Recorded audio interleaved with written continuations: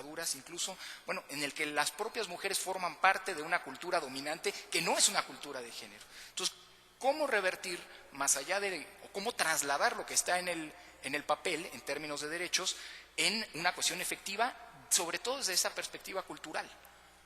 Bueno, es evidente que participamos de una cultura que hemos creado entre todas y todos, y fundamentalmente entre todos, porque ha sido una hegemonía masculina por más de 21 siglos, casi, o sea, la que tenemos hasta ahora, que es la que ha creado, por un lado, la construcción epistemológica, lo que entendemos por el conocimiento, la construcción política, que es la que tenemos como construcción política en los estados, y la construcción económica, etcétera, etcétera, porque ha habido poca participación ecológica de lo femenino en la construcción de la cultura que tenemos.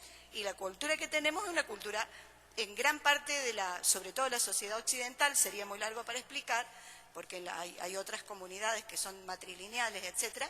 La antropología cultural está muy avanzada al respecto en sus estudios, pero en general es una cultura patriarcal. Entonces, evidentemente, las mujeres que participamos de esta cultura, participamos desde la cultura política patriarcal y desde la cultura patriarcal. Pero esta cultura, evidentemente, no puede deconstruir todavía las condiciones de género, que es de lo que estamos aquí hablando. Y por lo tanto, si bien hay avances que yo planteaba, sobre todo en la década de los 80-90, con la construcción de nuevas posturas desde las constituciones, la creación de nuevas constituciones. Yo recuerdo el proceso constituyente desde Brasil del 90, Colombia del 91, Paraguay del 92, Argentina del 94, que incluye la Convención de Eliminación de todas las formas de discriminación contra la mujer. Todo el cúmulo de tratados a nivel internacional que tenemos, que nos sirven desde la CEDAW al protocolo facultativo, a otras disposiciones que nos sirven para aplicarlas a nivel nacional, y además por los derechos que hemos ido avanzando en derechos en la educación. Hemos trabajado prácticamente las leyes de educación, la no discriminación en la educación no sexista, la capacitación docente con enfoque de género, la inclusión de la educación sexual, etcétera, etcétera, la cuestión de las otras orientaciones sexuales, cómo se contienen en el sistema educativo, cómo se acompañan. En la salud hemos avanzado en derechos sexuales y reproductivos, por lo menos en su visibilización, hemos avanzado en planes de salud sexual y reproductiva, hemos avanzado en la visibilización del VIH y últimamente nos damos cuenta que fundamentalmente avanza en mujeres negras y latinas. Hemos avanzado en la visibilización del aborto y el debate, por lo menos público, sobre esta problemática gravísima social que tenemos todos los estados. En trabajo sabemos que tenemos un trabajo precario y fundamentalmente femenino, que la migración es feminizada. Sabemos que la trata se da justamente en gran parte por estas situaciones que tenemos con el trabajo. Tenemos derechos de trabajo avanzados para las mujeres en relación a la prohibición del trabajo nocturno, lo que era antes, la prohibición del trabajo nocturno, las trabajadoras con relaciones familiares, etcétera, etcétera.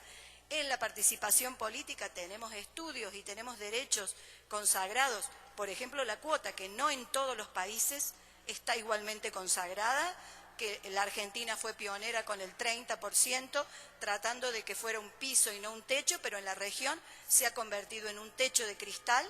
No podemos avanzar, hay países que no tienen cuota y los que la tienen las están manipulando cada vez más, como las Juanitas en México, que gracias al sistema de parentesco hacen que en las listas, desde las primigenias a las generales de los partidos, entren los hombres de la familia y ellas renuncian y quedan estos hombres en la proporción que debieran estar las mujeres.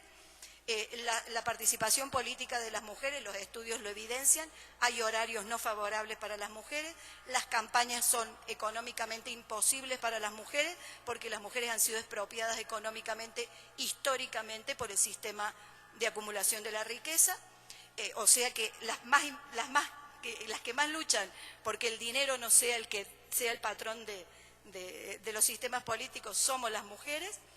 La visibilización de las mujeres en las campañas no es proporcional a los de los varones, los códigos electorales no todos están reformados en este sentido, tenemos otra legislación que también tiene que ver con los derechos de las mujeres.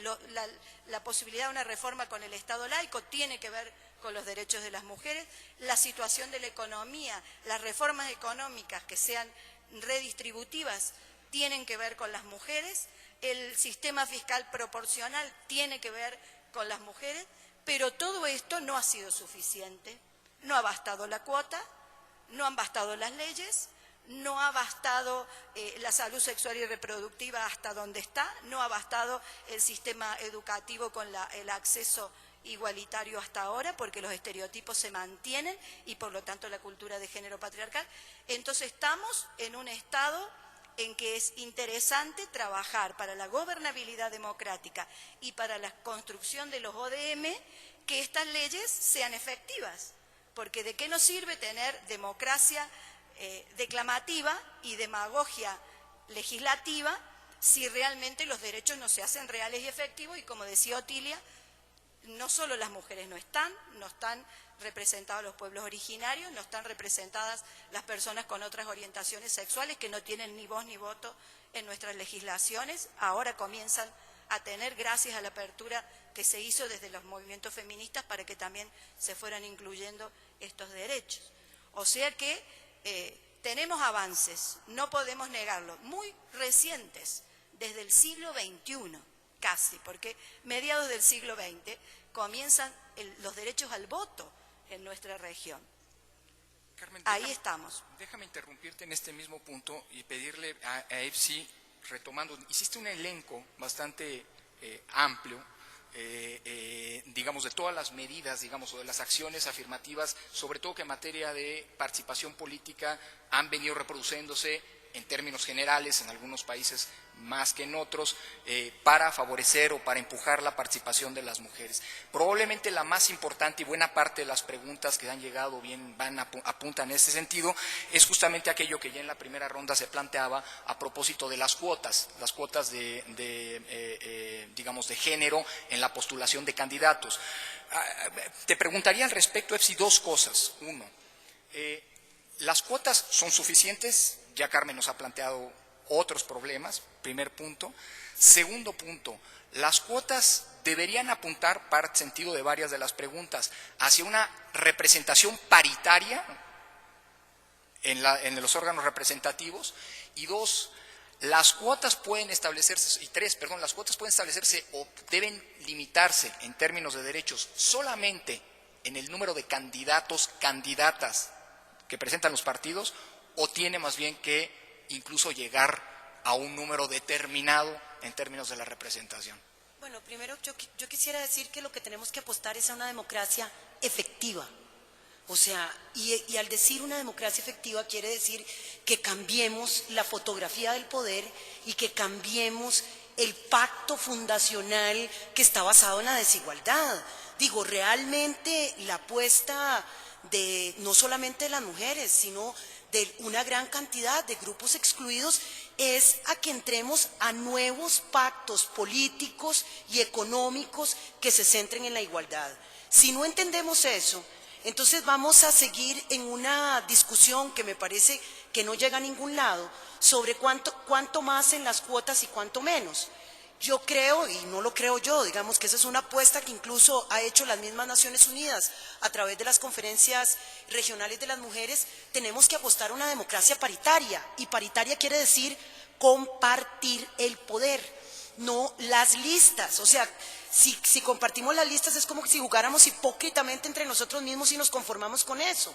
Decir que haya 50% de mujeres, estamos cumplidos. No, si lo que queremos es compartir el poder, si lo que queremos es compartir los recursos, si lo que queremos es una sociedad en donde todos y todas seamos iguales y que garantice los derechos a todas las personas sin discriminación alguna. Entonces yo lo que diría es, la apuesta primero es una apuesta que garantice un nuevo pacto societal centrado en la igualdad y la no discriminación. Y segundo, la apuesta democrática es la apuesta no solo en puestos de representación, porque la democracia no solo los puestos de representación, sino que está compuesta por todos los poderes. Allí hay una distribución de género, multicultural, generacional, que permita que la sociedad se organice de mejor manera y que podamos apostar al bien común. Epsi, antes de que que guarden los jitomates y antes de que me agarren a jitomatazos, advierto que yo estoy de acuerdo, pero quiero hacerla de abogado del diablo, como se dice. Te refuto dos argumentos sobre los que me gustaría que te pronunciaras. Uno, entonces hay que sobreponer la cuestión de género a la cuestión de una eventual o presunta capacidad técnica. Es un argumento con el que no estoy de acuerdo, pero lo pongo sobre la mesa. Y dos, al plantear, al no quedarnos, como estás diciendo, solamente en la cuestión de las listas, de las cuotas en las listas, sino en los espacios de representación, ¿no estaríamos suplantando la voluntad del elector? Y ahí la dejo. Ok, yo te voy a contestar y te voy a provocar. No es cierto si por capacidad técnica lo hubieran hecho bien quienes lo han hecho durante los últimos años, no estaríamos en este foro democrático. O sea, la capacidad técnica para los hombres que han llegado ahí no ha sido un criterio de elección. Todo lo contrario. Digo, realmente el déficit democrático tiene que ver con la forma en que se ha organizado y quienes han ejercido los puestos de decisión. Entonces me parece que la provocación no es posible. Y además la práctica lo que ha demostrado es que cuando las mujeres entran a través de los mecanismos afirmativos, logran tener un desenvolvimiento igual o mejor al de los hombres. Y esto no tiene que ver con género. Entonces creo que yo quisiera que pudiéramos superar de alguna manera la discusión sobre capacidades. Y lo segundo, el derecho de los electores de elegir, es que cuando los electores tengan la posibilidad de escuchar y de mirar las propuestas igualitarias de mujeres y de hombres, le aseguro que el tema del derecho de las personas a ejercer a quien escogen no va a estar ahora manchado por ese desequilibrio de distribución de poder y de recursos. Gracias, Epsi, y que conste que era una provocación. En términos futbolísticos diríamos, espero que ahí lo hayas considerado como un pase a gol, y la respuesta es demoledora. No estaría la situación de la democracia en América Latina como está si efectivamente el argumento de las capacidades técnicas fuera el argumento válido. Otilia, yo te quisiera ahora pasar el balón, para seguir con las metáforas futbolísticas, pero pidiéndote un énfasis en una cuestión que ya ha aflorado, que tiene que ver con la cuestión cultural, pero que tiene que ver, y que retomo otra de las preguntas, con la cuestión de la educación. Es decir, hasta dónde hemos fallado y cómo revertir el punto a propósito de una educación en el sentido más amplio, no nada más en el sentido de la escuela, sino en el sentido de educación como construcción de ciudadanía, como el fundamento de la construcción de la ciudadanía en el contexto latinoamericano, para poder enfrentar esta situación de, digamos, divergencia entre el país real, los países reales o la región real y la región legal. Muchas gracias. Antes quisiera sumarme Adelante. a la respuesta de Epsi. A nosotras también se nos ha dicho, a las 20 mujeres parlamentarias, cuando hemos presentado nuestra reforma a la ley electoral y de partidos políticos, al artículo exprofeso de la elección de ciudadanos y ciudadanas, nos han dicho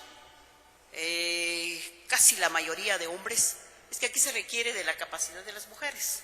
Y entonces nosotros le decimos, ¿y cuántos hombres diputados hay capaces acá?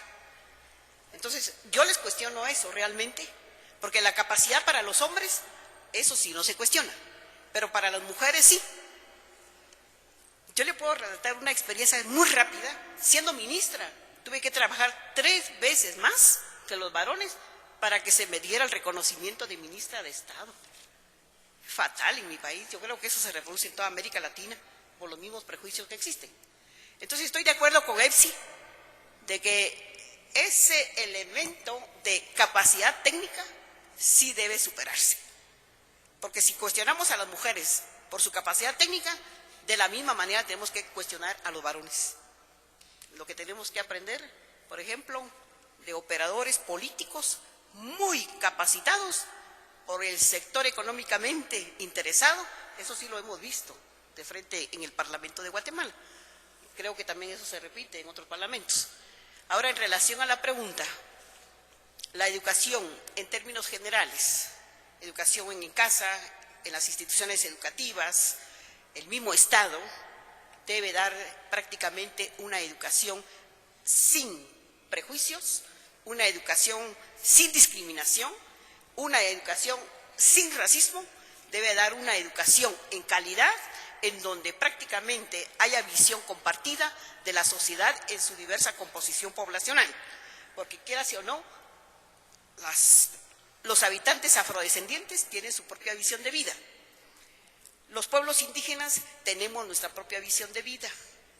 Las mujeres tenemos visión de vida y tenemos particularidades que los varones no la tienen. De igual manera, también las mujeres indígenas tenemos algunas especificidades y todos esos elementos deben entrar prácticamente en el ámbito educativo. Entonces, la calidad educativa debe estar reflejada desde el pensamiento mismo, desde la lógica, desde el tipo de sociedad que quiera el país que deba tener formado. Si es un país eminentemente demócrata, perfecto. ¿Cuáles son esos valores democráticos? Y hay que darlos en casa, reproducirlos en las escuelas desde el kinder, llegar a las universidades con esa misma tendencia.